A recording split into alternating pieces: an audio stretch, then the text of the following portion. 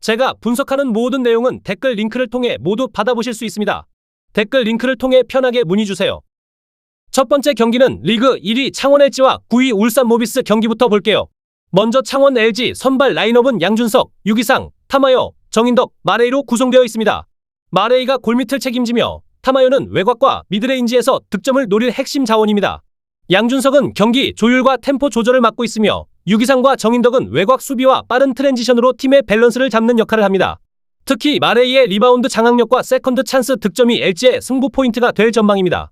반면 울산 현대모비스 선발 라인업은 서명진, 박무빈, 이승현, 정준원, 해먼즈입니다. 해먼즈가 인사이드에서 공격의 중심을 맡고 서명진이 외곽에서 공격 흐름을 주도합니다. 이승현은 수비와 리바운드에서 안정감을 더하고 있으며 정준원은 3점슛과 속공 전개에서 팀의 활력을 불어넣는 역할을 합니다. 박무빈은 수비 집중력과 에너지로 팀 분위기를 끌어올릴 수 있는 선수입니다. 이번 시즌 팀 성적부터 정리해보면 창원 LG는 17경기에서 12승 5패, 승률이 70%가 넘습니다. 경기당 평균 득점이 약 76점, 실점은 71점 정도라 득실 마진이 플러스 5점 이상 나오는 팀이에요. 공격도 나쁘지 않지만 결국 이 팀의 정체성은 실점 관리가 확실한 수비형 팀이라고 보면 됩니다. 반대로 울산 모비스는 17경기 6승 11패, 승률이 35% 수준입니다. 평균 득점은 73점대인데 실점이 78점 정도로 득실 마진이 5점 가까이 나와요. 공격에서 폭발력이 전혀 없는 건 아닌데 꾸준함이 떨어지고 수비가 받쳐주지 못하니까 연승 흐름을 만들지 못하고 있습니다. 이제 홈과 원정 성적을 나눠서 보면 분위기가 더 분명해져요. 창원 LG는 홈에서 8경기 5승 3패, 평균 73에서 74점 넣고 68점대만 내주고 있습니다. 홈에서 실점이 확 줄어들면서 수비가 한 단계 더 단단해지는 느낌이에요. 반대로 모비스의 원정 성적은 9경기 4승 5패, 평균 76점 정도 넣고 77점 정도 실점하고 있습니다. 원정에서도 완전히 무너지는 팀은 아니지만 수비가 조금씩 새면서 중요한 순간마다 실점을 허용하는 패턴이 반복되고 있죠. 양팀 맞대결을 살펴보면 창원 LG가 울산 모비스 상대로 16경기 11승 5패입니다. 평균 스코어도 LG가 80점, 모비스가 78점 정도로 LG가 득점과 승률 모두 앞서 있습니다. 이제 종합해서 어느 팀이 더 유리한지 정리해보면 현재 폼, 시즌 득실 마진, 홈 원정 성적 그리고 맞대결 상승까지 전부 LG 쪽으로 모여 있습니다. 모비스 입장에서는 외곽이 초반부터 강하게 터져주지 않는 이상 4쿼터까지 꾸준히 버티기는 쉬운 그림이 아니에요. 특히 창원 원정에서는 LG 수비에 막혀서 득점이 한 번씩 끊기는 구간이 필연적으로 나올 가능성이 큽니다. 토대장은 LG승 언더를 예측해봅니다. 두 번째 경기는 대구에서 열리는 한국가스공사와 안양정관장 경기입니다. 먼저 한국가스공사 선발 라인업을 보면 김국찬, 벨란겔, 신승민, 김준일, 라거나가 출전합니다. 벨란겔이 경기, 조율과 외곽 득점을 담당하고 김국찬이 3점슛과 돌파로 공격의 폭을 넓힙니다. 김준일은 수비와 리바운드에서 중심을 잡아주며 라거나는 인사이드에서 높이와 파워를 앞세워 득점과 수비를 동시에 책임질 핵심 카드입니다. 전체적으로 외곽과 골밑의 밸런스가 잘 맞는 구성으로 초반 집중력이 경기 흐름을 좌우할 가능성이 높습니다. 반면 안양 정관장 선발 라인업은 변준영, 아반도, 박정웅, 김종규, 오브라이언트로 구성되어 있습니다. 변준영이 리그 정상급 가드로서 경기 운영을 이끌고 아반도는 폭발적인 득점력으로 외곽에서 분위기를 바꿀 수 있는 선수입니다. 김종규와 오브라이언트는 리바운드와 골밑 득점에서 강점을 가지고 있어 라거나와의 인사이드 싸움이 이번 경기의 핵심 포인트가 될 전망입니다. 이번 시즌 전체 성적부터 보면 한국가스공사는 17경기 5승 12패, 승률이 30% 아래입니다. 평균 득점은 73에서 74점, 실점이 78에서 79점 정도라 득실 마진이 마이너스 5점 수준이에요. 공격 템포는 빠르고 슛 시도는 많은데 2점 성공률이 생각보다 낮고 수비에서 실점을 많이 허용하는 팀입니다. 반대로 안양 정관장은 17경기 11승 6패, 승률이 65% 이상으로 상위권 팀다운 성적을 내고 있어요. 평균 득점은 74점대인데 실점이 69점 초반이라 득실 마진이 플러스 5점 정도로 상당히 안정적입니다. 큰 폭으로 이기기보다는 꾸준히 상대보다 조금씩 앞서가는 스타일에 가깝죠. 홈과 원정 성적을 나눠보면 흐름이 더 분명해집니다. 한국가스공사 홈 성적은 8경기 2승 6패, 평균 득점 75점 정도의 실점이 82점 가까이 됩니다. 홈에서 공격은 조금 살아나지만 수비가 더 무너지면서 점수차가 벌어지는 경기가 자주 나왔어요. 안양 정관장은 원정에서 6경기 4승 2패, 평균 76.5점 넣고 72점대 실점을 기록 중입니다. 원정에서도 득실 마진이 플러스인 팀이라 홈 원정 가리지 않고 자기 농구를 그대로 가져가는 팀이라고 보면 됩니다. 두 팀 맞대결 보면 한국가스공사가 안양 정관장을 상대로 13경기 7승 6패로 오히려 근소하게 앞서 있습니다. 평균 스코어도 가스공사가 80점 정도, 안양이 78점대입니다. 양팀 경기 스타일을 살펴보면 가스공사는 2점이든 3점이든 슛 시도가 많고 템포를 올리면서 상대를 끌고 가는 농구를 합니다. 다만 2점 성공률이 아주 높은 편은 아니고 자유투에서 효율이 조금씩 떨어지는 경기들도 있어서 중요한 순간에 득점이 뚝 끊기는 경우가 있어요. 안양은 기본적으로 수비에서부터 출발하는 팀입니다. 평균 실점이 60점대 후반 70점 초반에 머물러 있고 리바운드와 수비 로테이션이 안정적이라 상대가 갑자기 무너지는 순간을 잘 잡아냅니다. 공격에서는 2점 비중이 높고 자유투도 안정적으로 가져가는 편이라 클러치 상황에서 득점 루트가 명확합니다. 이번 시즌 전체 흐름, 팀 완성도, 수비 안정감, 그리고 원정 성적까지 다 묶어서 보면 한 번에 40분을 안정적으로 가져갈 수 있는 팀은 확실히 안양 쪽입니다. 가스공사는 한 쿼터 정도는 충분히 앞설 수 있지만 3쿼터 중반 이후 체력과 수비 집중력이 떨어지는 구간에서 실점을 크게 허용하는 패턴이 자주 나오고 있습니다. 토대장은 오버를 예측해봅니다. 다음 경기는 부산 사직에서 열리는 KCC와 원주DB 경기입니다. 먼저 부산 KCC 선발 라인업을 보면 허운, 최준용, 송규창, 션롱이 출전합니다. 허운과 허웅의 형제 백코트는 리그 최고 수준의 공격 전개력을 자랑하며 송규창과 최준용이 측면에서 스위치 수비와 외곽 공격을 동시에 책임집니다. 특히 션롱은 인사이드에서 리바운드 장악력과 득점력을 겸비한 핵심 카드로 KCC의 전술 중심이 될 가능성이 높습니다. 이들의 호흡이 잘 맞는다면 초반부터 빠른 템포로 주도권을 잡을 수 있을 전망입니다. 반면 원주 DB 선발 라인업은 알바노, 정우영, 강상재, 서민수, 무스타파로 구성되어 있습니다. 알바노가 팀의 에이스로 경기 운영과 득점을 동시에 책임지며 강상재는 3점슛과 미드레인지에서 공격 옵션을 제공하고 있습니다. 무스타파는 인사이드에서 활발한 움직임으로 션 롱과의 매치업을 펼칠 예정이며 DB는 전체적으로 활동량과 수비 전환이 강점인 팀입니다. 먼저 이번 시즌 팀 성적부터 보면 부산 KCC는 17경기 9승 8패, 승률이 50%를 약간 넘는 수준입니다.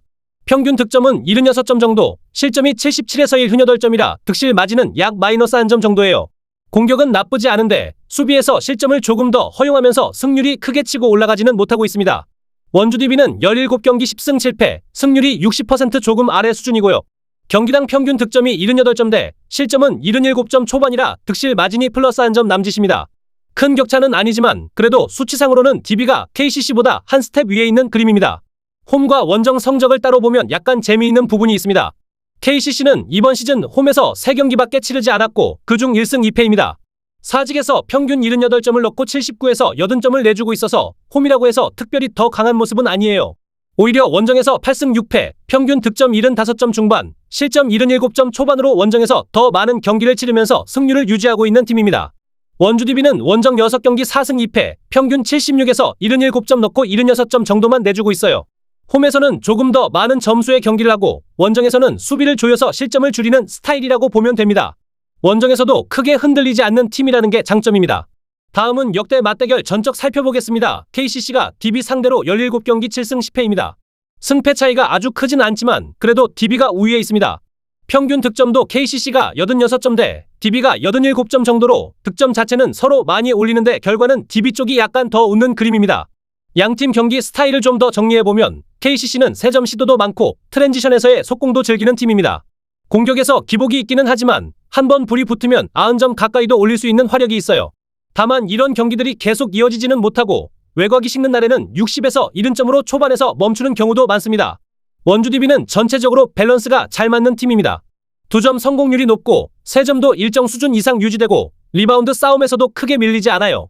다만 수비 집중력이 떨어지는 구간이 나오면 한꺼번에 실점을 허용하는 단점도 있어서 상위권임에도 불구하고 승률이 압도적이진 않습니다.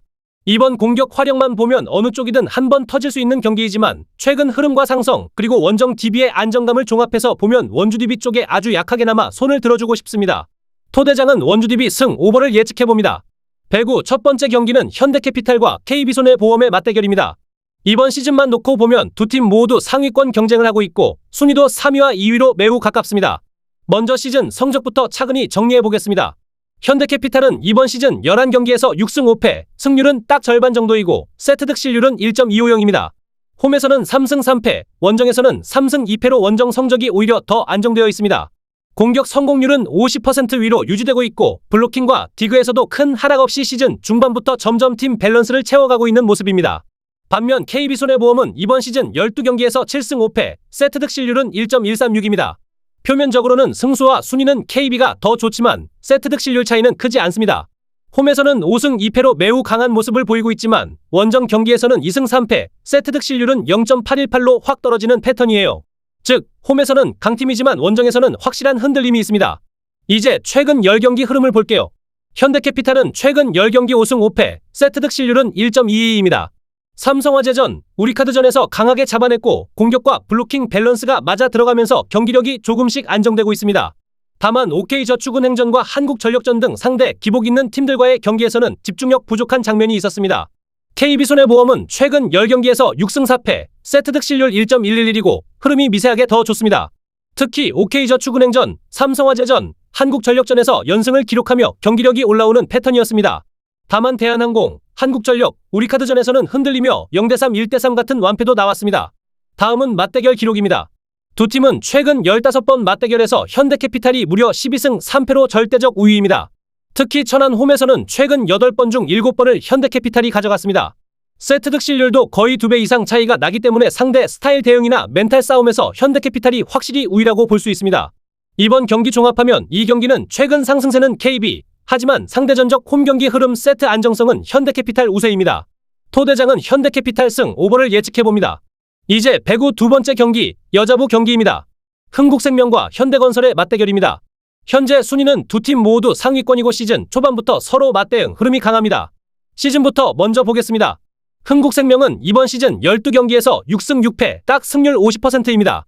세트 득실률은 1.000, 거의 균형에 가까운 팀이고 홈에서는 4승 2패, 원정에서는 2승 4패로 홈에서 훨씬 안정적인 모습을 보여줍니다. 현대건설도 이번 시즌 12경기 6승 6패, 승률은 같습니다만 세트 득실률은 1.143으로 흥국생명보다 살짝 앞서 있습니다. 홈에서는 3승 2패, 원정에서는 3승 4패, 원정에서 흔들리는 부분은 비슷합니다. 최근 10경기 흐름 볼게요. 흥국생명은 5승 5패, 세트 득실률은 1.000입니다. 한국도로공사전, 현대건설전, 정관장전에서 승리를 가져가며 득점력 상승이 보이고 있습니다. 반면 현대건설은 최근 10경기에서 4승 6패, 세트 득실률은 0.947. 기록만 보면 흥국생명이 최근 흐름은 조금 더 좋습니다. 이제 맞대결 기록입니다. 총 18번 맞대결에서 9승 9패, 승률이 완벽하게 50대 50입니다. 다만 원정에서는 5승 3패로 현대건설이 밀리지 않았습니다. 이번 경기는 누가 더 잘해서 이긴다기보단 누가 먼저 흔들리느냐 싸움이 될 가능성이 높습니다. 리시브 흐름, 범실 관리, 그리고 서브 성공률이 승부를 가를 포인트입니다. 토대장이 예상하는 승리팀은 댓글을 확인해주세요. 여기까지 오늘 분석을 모두 마쳤습니다. 구독과 좋아요 잊지 마시고 내일도 더 정확한 분석으로 돌아오겠습니다. 감사합니다.